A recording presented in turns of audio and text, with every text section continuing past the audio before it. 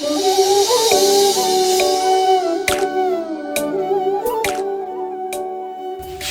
fazerba koi di bit koi amu wahai tamin na ba koi matam mo mahana tholang to bire nasi program thagale koi nasi koi shoi wahai koi punsi da kadai yona koi na karem mo da shoi wahai se koi na thajaba khakta na tana koi mo mahaki wahai se mahaki cross ki mapana nasi onthok pikraba no ba ekoi phangja no phangja kraba adugum loba identity ase nasi ekoi masida ekoi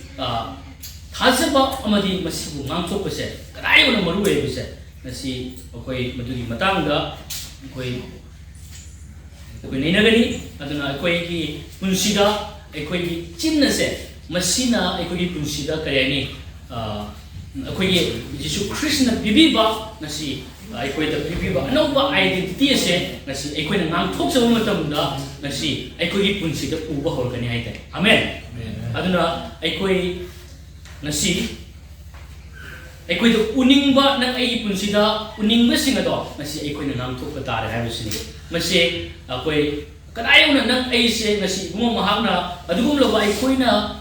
ngangthok matamda nasi ekoi da soida namak ugani oigani habise nasi shogi wahaina opa kaya amada nasi iduna lei habisini aduna aina shogi wahai ma uhanjani ma lei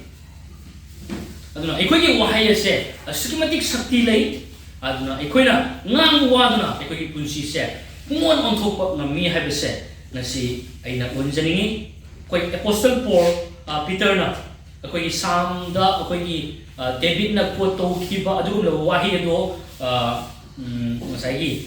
mana hai do akoi opangi akoi first Peter gi bantu ohum gi pada tarada kumana hai maram di punsibu nungsiba masung apaba numit pu uba pamba mahak aduna phattabadagi mahaki marai aduga mahaki sinbana marai mara ngangbadagi toksanu haibase akoi opangi aduna ngasi ishori wahai si yam phajana aikoina masidagi wahai sidagi aikoina sengna ubududi kanai matamda yamna clear way yamna kani clear way ba matamda aikoi gi thajaba sina ngasi aikoina thajari ba adu ngangthoba matamda kadai yona aikoi gi punsida sapu piba ngami aikoi gi punsida akoi gi akoi future gi hai tai akoi tungi punsi phawda asugi matik akoi gi ngasi akoi na ngangthopa matamda ngasi oi thokpa akoi na ngangbodo tungi kan future phawda onthokpa ngammi haibasini bako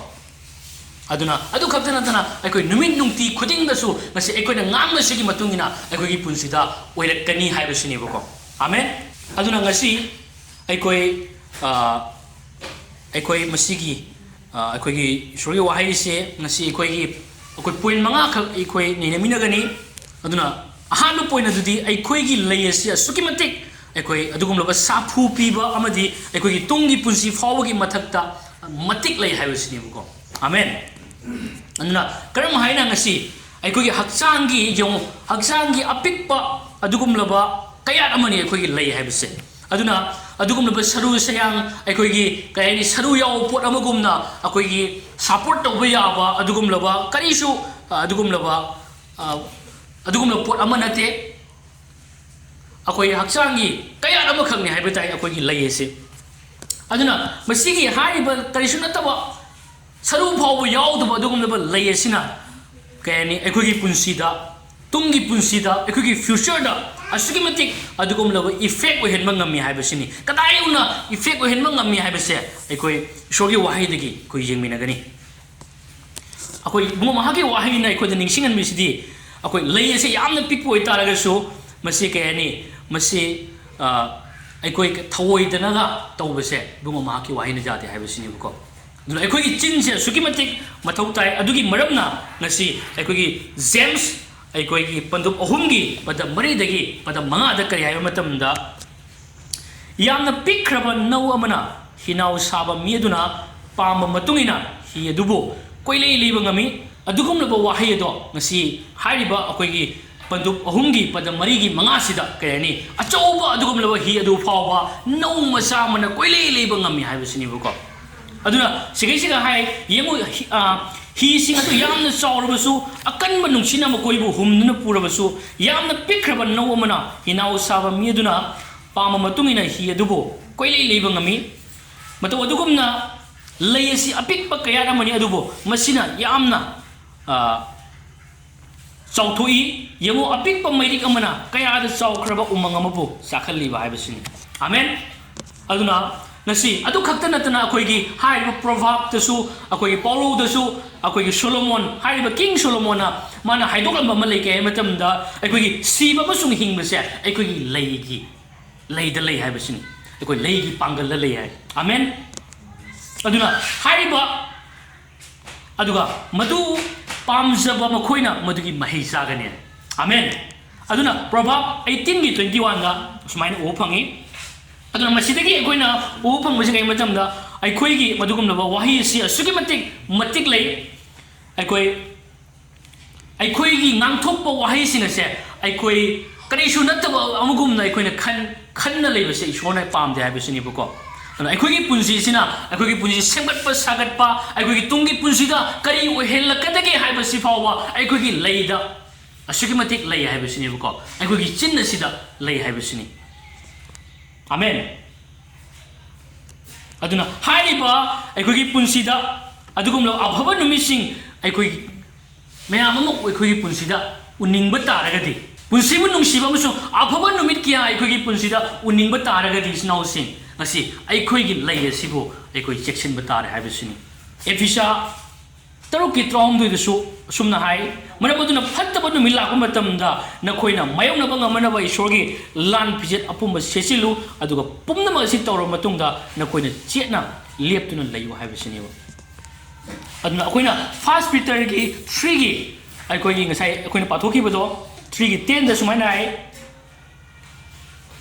ꯄꯨꯟꯁꯤꯕꯨ ꯅꯨꯡꯁꯤꯕ ꯑꯃꯁꯨꯡ ꯑꯐꯕ ꯅꯨꯃꯤꯠꯄꯨ ꯎꯕ ꯄꯥꯝꯕ ꯃꯍꯥꯛ ꯑꯗꯨꯅ ꯐꯠꯇꯕꯗꯒꯤ ꯃꯍꯥꯛꯀꯤ ꯃꯔꯩ ꯑꯗꯨꯒ ꯃꯍꯥꯛꯀꯤ ꯆꯤꯟꯕꯥꯟꯅ ꯃꯔꯩ ꯃꯔꯥꯡ ꯉꯥꯡꯕꯗꯒꯤ ꯇꯣꯛꯁꯅꯨ ꯐꯠꯇꯕꯗꯒꯤ ꯍꯥꯏꯕꯁꯤꯅꯦꯕ ꯏꯆꯤꯟꯅꯥꯎꯁꯤꯡ ꯃꯁꯤꯗ ꯑꯩꯅ ꯎꯍꯟꯖꯅꯤꯡꯉꯤꯁꯤ ꯑꯗꯨꯅ ꯍꯥꯏꯔꯤꯕ ꯐꯠꯇꯕ ꯅꯨꯃꯤꯠꯁꯤꯡꯁꯦ ꯃꯁꯤ ꯂꯥꯛꯄ ꯃꯇꯝ ꯑꯁꯤꯗ ꯐꯠꯇꯕ ꯅꯨꯃꯤꯠ ꯍꯥꯏ ꯅꯨꯃꯤꯠꯁꯤꯡ ꯍꯥꯏꯗꯤꯀꯣ ꯐꯠꯇꯕ ꯅꯨꯃꯤꯠ ꯈꯛꯇꯅꯤ ꯍꯥꯏꯔꯤꯁꯦ ꯑꯗꯨꯒꯨꯝꯕ ꯂꯥꯛꯄ ꯃꯇꯝꯗ ꯑꯩꯈꯣꯏꯅ ꯃꯄꯨꯡ ꯐꯥꯅ ꯊꯦꯡꯅꯅꯕꯒꯤꯗꯃꯛꯇꯗꯤ ꯂꯥꯟ ꯐꯤꯖꯦꯠ ꯏꯁꯣꯔꯒꯤ ꯂꯥꯟ ꯐꯤꯖꯦꯠꯁꯦ ꯑꯩꯈꯣꯏ ꯃꯄꯨꯡ ꯐꯥꯅ ꯁꯦꯠꯆꯤꯟꯕꯁꯤ ꯃꯊꯧ ꯇꯥꯏ ꯍꯥꯏꯕꯁꯤꯅꯤ ꯑꯗꯨꯅ ꯃꯁꯤꯗ ꯎꯕ ꯐꯪꯕꯗꯤ ꯉꯁꯤ ꯀꯔꯤ ꯍꯥꯏꯅꯤ ꯐꯠꯇꯕ ꯅꯨꯃꯤꯠ ꯍꯥꯏ ꯐꯠꯇꯕ ꯅꯨꯃꯤꯠ ꯍꯥꯏꯕꯁꯦ ꯐꯠꯇꯕ नुमितसिंग हाइदे अदुबु सिगैसिगा कैनि ngасai अखोगी 1 Peter gi 3 gi 10 da खोनो उफंगबदो ngасai gi अफबा नुमितसिंग हाइनाय फत्तबा नुमितना फत्तबा नुमितसिंग हाइदे अफबा नुमितसिंग दुदि हायबको अदुना हाइबा ngасai gi अफबा नुमित दुदि अफबा नुमित अमा खक्तनते नुमितसिंग हाइना पल्लेबो अदुगा हुजिकी फत्तबा हाइबदुना फत्तबा खक्ता फत्तबा नुमित हाइना हाय हाय अमना फत्तबा नुमित खक्ता अमना अफबा नुमितसिंग हाइबसिनेबको आमेन अदुना मसिदगी एकोइन ओपन मसि कै मतमदा एकोइगी पुंसिदा फत्तबा नुमित हाइबसिदि कुइना एकोइगा लेगदबा नते मसि फत्तबा नुमित हाइबसि कमाइना कोइना खंगने हाइ मतमदा कुइना लेगदबा नते हाइबदि मसि हाइबदि फत्तबा नुमितुना एकोइसे पुंसि सुपमा पानगने हाइबा नते अदु फत्तबा नुमितसे 24 hours खक्तंग फत्तबा नुमित एकोइदा ओइगनि हाइबसु नतेबको अदुना फत्तबा नुमित आइसिदि एकोइगी पुंसिदा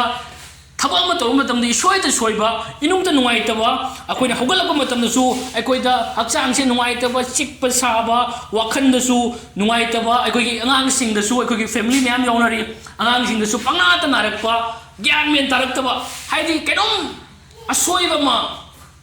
थोकपा हाइताइ फत्तबा नुमित आइसि असिनेबको अदुगुमनबा लाकपा अखोइगी इयामगी गारिगा नान जागिदबदो गाड़ी स्वाई यौरागा अमु गाड़ी थौबा स्टार हौगिदबदो अदुमाइना ngसाइगी नुमितसे अदुगुमलबा असि फत्तबा नुमितसिंग नुमितकी मनुंग चले हाइताइ सुगुम म्याम सिंगसे अदुना थबा मा तोरको मतमदा थबक तो अमुक जैथोरकपगुमबा ngसाइगी मयाम सुगुम लाकबा सुगुम सिंगसे इसिनाउसि मसिबु फत्तबा नुमित हायबा अदुबु फत्तबा नुमितसे पुंग 24 खक्ता oigani haiba nateba sugumlo mayam sing se phattaba numit haina aina haijaning baduni adubu khwaidagi nungaiba pawdudi kenai matamda ngasi ai ko sugumlo challenging oiba mayama akoina thengnaba taragasu ai koi ngasi hariba ngasi ibungo mangonda ngasi thajakraba ai koi di ngasi hariba aphaba numit sing aduna thangani hariba phattaba numit tudi phattaba numit sing aide numit mayam amana haideba adubu aphaba numit tudi aphaba numit mayam ama haideba amen aphaba numit aduna ngasi ai koi adugum laba ai koi ngasi ibungo da leibagi maramna ibungo da ai koina thajabagi maramna ngasi hariba ngasi ai koina madugi thajabagi wado prabhu ai thajai ngasi ai koina prabhu na tawbi khiba thabak mana cross ta loibi khiba dugi maramna ngasi ai koida piribe inau noba punsi inau noba identity asibo ai koina haidokpa lauthokpa masi lauthoinge masi haidoinge ai kogi punsi se aphaba numit singsina ai kogi punsi da ubase hengalakani haitai aphaba numit myam singje ko amen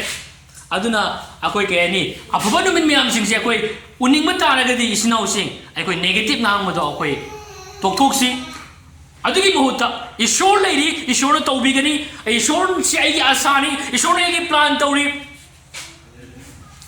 ngasi ai yesu phamjami maramna ai sarga satkani awaba anaba mayam kupsin bataragasu madu mayam kupsilaba matamdasu ngasi aidi ngangani sineba sumaina akoi ibungo mahaki wahai duda akoi na chabjungna lepaga problem ama lakpa matamda aidi ware aidi ngamoroi aidi nare asa ai kamai tawni ne aidi kibne loire haina akoi na pakhatpa thukatpa adu akoi na khalodba wa khalapa matu wakhan khalapa matamda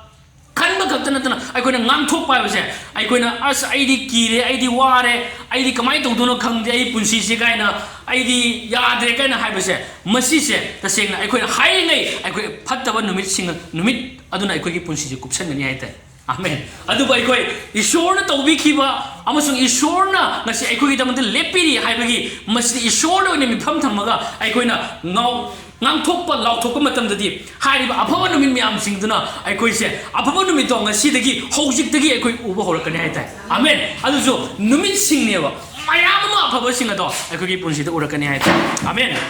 aduna ani shuba point da ngasi aphaba numit sing akoi gi punsi da uraknanabagi damakta ishona pamba ama khakta ngairaba sarug adudi kaino ba matamda phattabadagi marai marang ngangba tokpa haibasini bako amen aduna ngasi asugamatek ibungo mahaki thaujal asigi achumba thaujal asina ngasi ekoida thaujal asibu khangma matamda aikogi punsida asugamatek transformation lai tai asugamatek ngasi aikoise ngasai gi aphaba mayam singse aikogi punsida urei haibatai haibadi ngasi ibungo mahaki thaujal khangma matamda magi punsida aphaba amta uraktre मासे थौजाल खंगब मतमदगी मागी police लेखा तारे अवा अनाना थल्ले दो मदु सुंगु ओइरोइबो सोइ ओइरोइबो गसी इबुंगो मागी थौजाल मागी नुंसिबसे खंगब मतमदगी दी हेन हेन मागी पुलिस अफब नुमिसिंगना थल्ले हाइबदुदी उरकनेबो आमेन हाइबदी थबक तौबा मदुगुम लबा थौजाल हेताइ कयम थबक तौबा ngमदबा Ming खकी थौजाल नति हाइबताइ aduna thauja lai base jisu masamangni jisu yauriba jisu loinariba magado ma soidana mai pakani amen hallelujah aduna akoi gi hariba ngasai gi 1 Peter 3 gi 10 da ngasi akoina pakhiba adugi hek dugi context to hai dai dugi context to adugi mamangi adugi hek scripture kana dugi verse dugi hek mamangi verse so akoi amtang jengmina sibo 8 tagi 10 phaw base ngasai gi 10 khaktani 8 tagi 10 phaw base amtang akoi pamina sibo ko siga hai aroi badana koi pumna mak pungning na to oyu amaga na chinna naw singum nungsi no pungning no bo oyu nolopu oyu phattabagi tamak phattaba hanganu chaibagi tamak hanna chaiganu adu madugi mahutta bor piu maramdi nakoina bor phanganaba asigi damak nakoibu kaubire haiba nakoina khangi amen maramdi punsibu nungsiba masung apaba numit pu uba pamba mahagaduna phattabadagi maki marai aduga maki chinbana marai marang ngangbadagi toksanu Amen.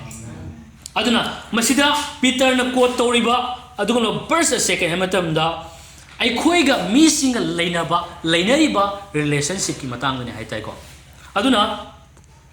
ngasi aikhoiga mi singa lainaba relationship se asugi matik kani akoi kariani ma asugi matik afaba relationship se mathau tai haibusini ko aduna aikhoigi punsida ibungo mahaki thaujal gi achumbo paw hi taraga aikhoina hongakpa taragadi aikhoigi punsi se kematamda aikhoiga ngasi aikhoiga misinga ngasi lainariba relation asi su pon onthokpa adugumna thaujal gi paw taraga hongakpa adugumna mi khudingmakka lainariba mari se pon onthok anoba afaba relationship to adugumna onthokpa punsi se ishorna pami haibusini ko amen aduna ngasi aikhoigi imung manung aikhoigi parent oiba taragasu aikhoigi kanagumba magi nupi oiba taragasu mapuroiba oiba taragasu ngasi kay matamda akoi magi angangsing oiba taragasu adugumlaba magi friend circle da marung pangsing oiba taragasu thabak suminaba mi sing oiba taragasu hariba any business ominaba mi oiba taragasu ngasi aikhoi kareni ngasi hariba ngasi aikhoigi Thaujal yo paw adugi mapana pon on thokbi adugumna aikhogi punsida lainariba relationship ase pon on thoga afaba no missing aduna pungthan talaga hingbase bunga mahana pame habisini bo amen aduna nasi hariba verse 8 tagi 10 ni manung sida o phangbase nasi aikhoiga nasi missing lainaba mari si pawba ngasai nasi aikhoigi mayam sing afam Mari iduna pungthan thalaga ngasi ishora leheningba mi singa adugumno apho mari do ngasi ai khoigi nasai gi chin asina ngasi karam mongda karamba wahi sinarge haibase masi akoina yamna section ba ai khoigi chin sina ai khoigi lainari ba relation ung manung angang sing phawwa loina lapthokadori bane aduna mama pawai sing na su angang oi ba sing adoidi maru pang sing leiniba akoigi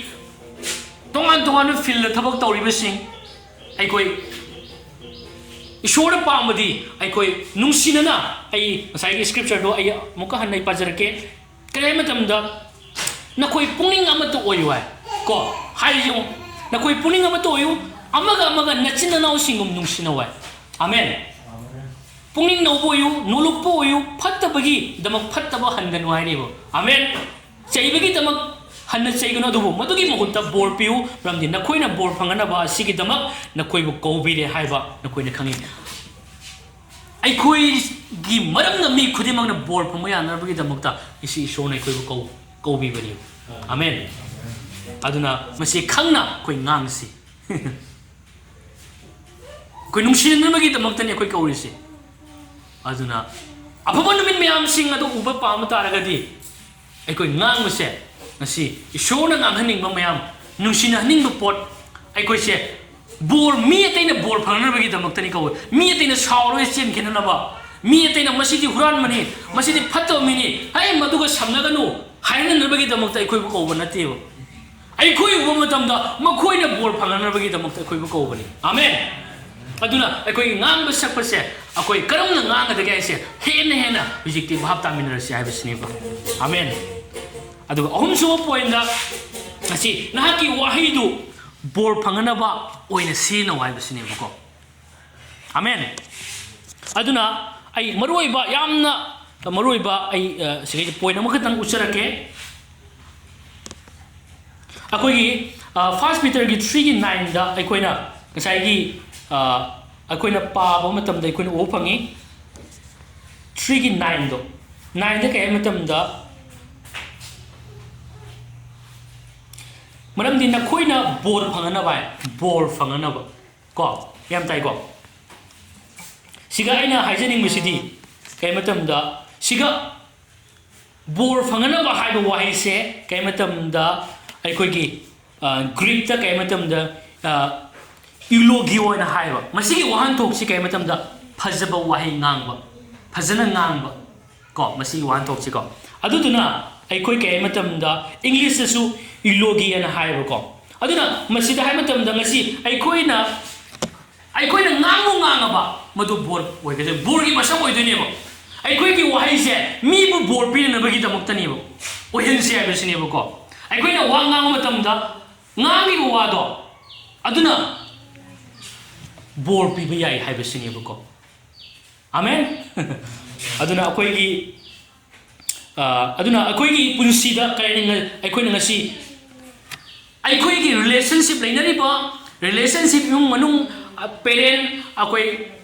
family lainariba mari asi fawda he na Jesus Christ yo pangi yamna manung thinna Christ gi nungsibaduna punbo oire na lauthopam sangeba amen matai manogi punsida su adudi lohangkadaba adugum laba punsida su adugum laba marriage ki adugum laba nungsinabagi adugum laba yung manunggi adugum laba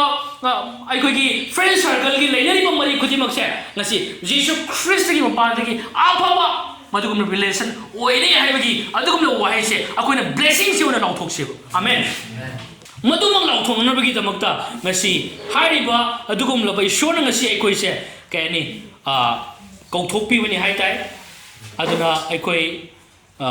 kariyani aikoigi afaba adugum laba ngasi ichona ikoibo mana khwaidagi nungsiba macha oina ngasi aikoise mana kaini kauthokpi bani aduna ngasi hariba madugum laba mayam sing sisu aikoi ujaraga ngasi magi protection magi favor magi thaujal magi masama gi dharma chenba adugum laba mayam sing ado ngasi aikoi da leire haibase ngasi aikoi lauthokpa lepa yade haibasune ba amen aikoi matam khuding makta ngasi di aikoi numit khuding haitai numit khuding adugum laba aikoi lauthoksi bor lauthoksi siramante ko aikoi bor lauthoksi maramdi aikoi na ngang khuding makse aikoi gi wahai khuding makse bor ohin mai yai habisini buko amen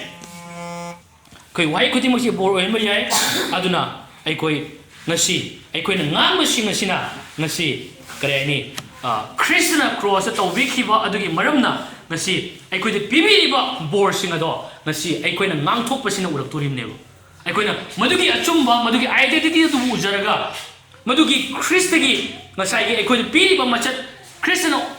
uhaningi ba mayam ishorgi wahi singa se aikoina jengaga aikoina ishorna pami ba se aikoina lauthorpa matam de masi aikoina urakani haitai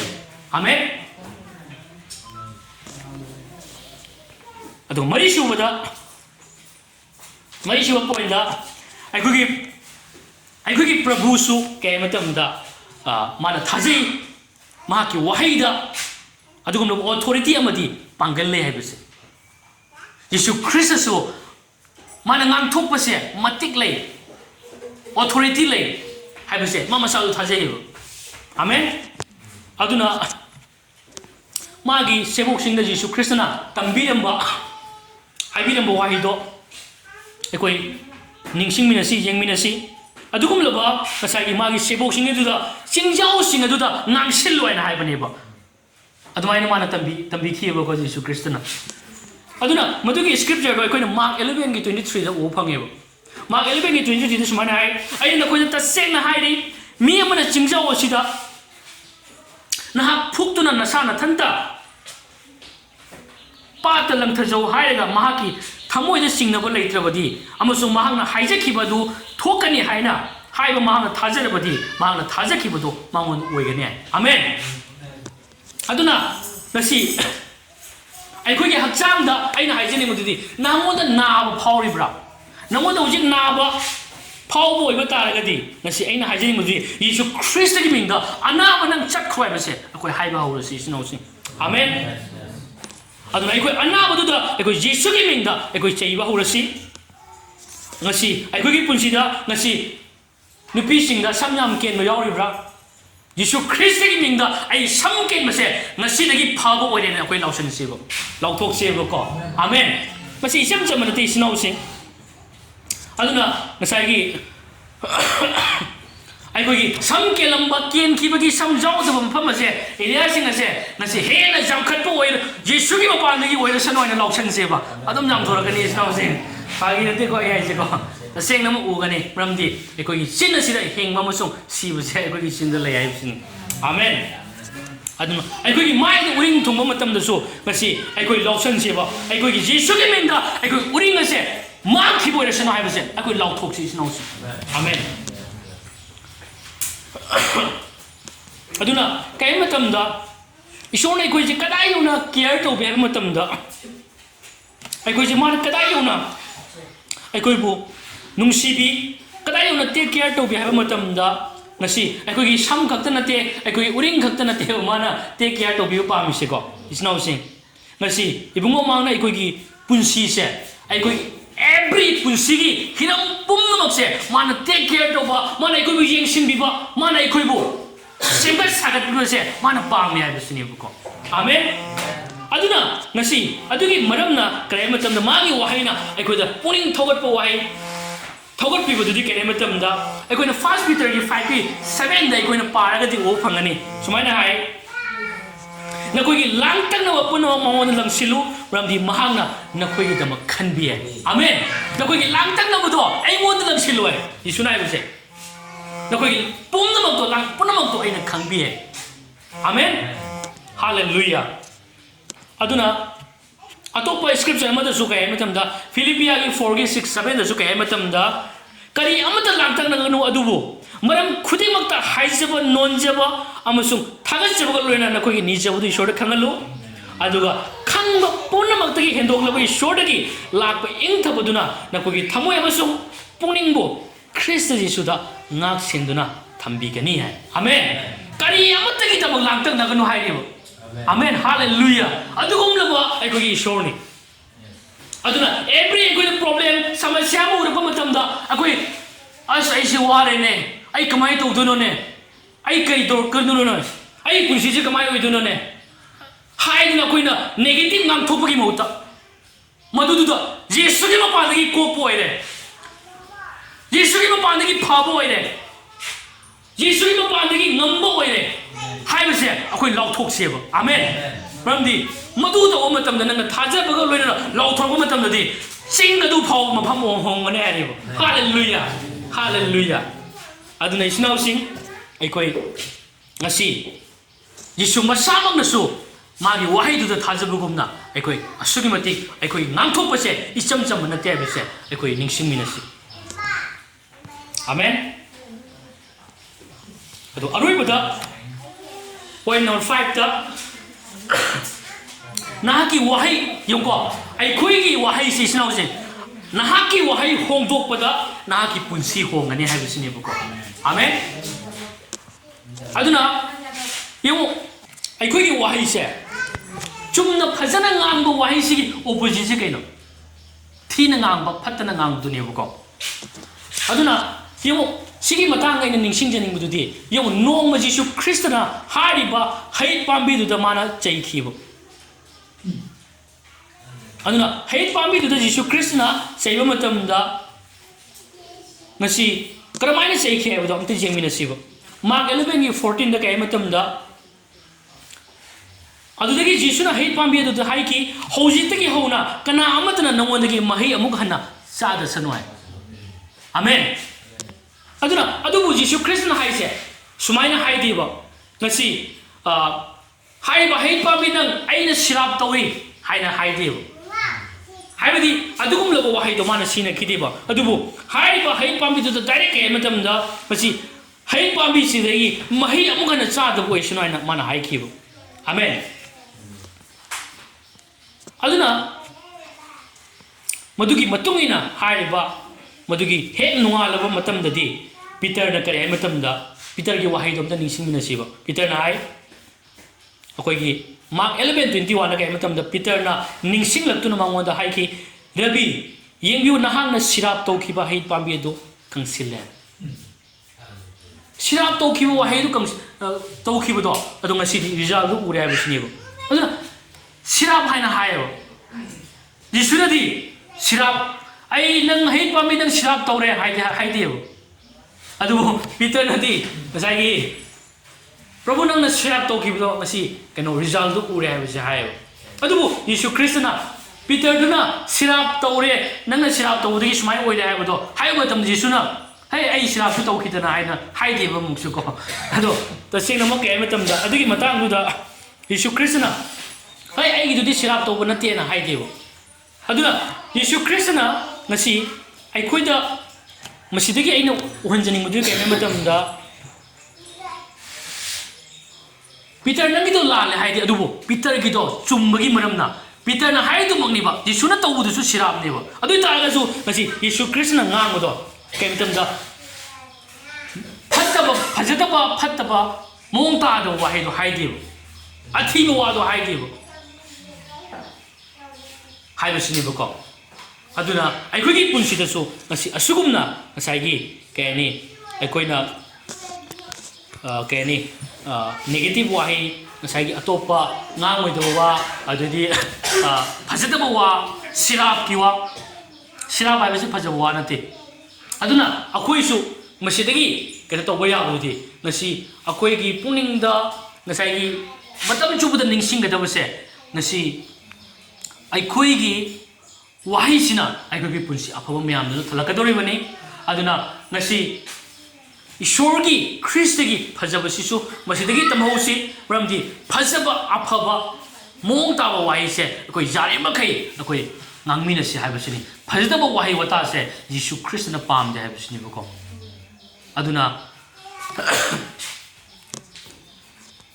aduna aikoi gi punsi da aikoi gi wahi se hongdobu matamda aikoi nahaki punsi hongani haibasini amen aduna negative wahi singdagi aikoi chenthoktuna aikoi gi punsi da ishogi thaujal nungsiba magi pangaloiba madugumluba wahi singado ngangthoksi haibasini amen aduna akoi da nangdi sigro nangdi sira pangsanu chintiba pama wahi wata phajataba akamba singado akoi ngangthoi sibuko aduna akoina phattaba ngangthoi ngai phattaba numit mayamna numit aduna kupsalaga dum leigani aduna akoi phajaba wahi afaba wahi kristagi loibi khibudagi maramna kristagi nungsiba phajaba mayam sing magi matik mangal matik singado akoi lauthok ngangthok matamnadi akoi punsi afaba numit mayamna thangani haibasini ba amen aduna ngasi aikoi point manga sidagi ngasi aikoi no phangmase ngasi aikoi gi layase asugi matik kain sapu biba ngamba adugum lobai aikoi gi future forward kare ani mana matik lay future gi mathak to forward aikoi gi layse matik lay habisini aduna aikoi layse icham chamna aikoi lawrisi adu ani so point da aikoi gi punsida afaba numin singse aikoi urunabagi damakta amata ngaiba khwaidagi maruiba saruk tudi kana matamda aikoi marai mara ngangbase seran tran mangangba mayam singse akoi tokpasini aduna masigi matamda ngasi aikoi gi punsida afaba numis sing adun uraknabagi damakta lambi ni habasini ba ahum so point da aikoi gi wahi ngangthok satok matamda borgi masak oyanabagi damakta koi sina se habasini ba aikoi chin sina Bible hai proverb hingmang simang so hingmase akoi gi chin lay aduna akoi gi chin sina bora do ngangthoksi hingma do ngangthoksi ramdi akoi gi wahai khuding makse mi khuding wahai khuding makse loina bor on thopa ya habasini amen aduga mari shubuda akoi gi prabhu su mana thajaki ma ki wahai do authority amadi pangal lay habase amen aduna ngasi mana hariba adugum laba hai pambiduda mana haikibudo madusu ukhiba amen madu mana haikibudo nuala pa matamdadi madu adugumluba marudagi hauraga khudakta uba result uramdaba ye nungalagadi ukhiba aduna siga ina haijeninga poina mana aigogi punsida ngasi jisugi upanagi adu oikre jisugi upanagi phakre anabanam thokro chen kro haine kon hadokba matamda hojima uramdaba ye adu tarasu jisuna hayo matamda khudaktadi haiba hai pambidu kangsen khideba adugo nungalakbadadi pomnaga pungkangkanga layramnebu amen adugumna aikoi ngangthokpa wai singse aremba sungna te habasini yamna luna khanminasi yamna mamal leina khanminasi habasini buko amen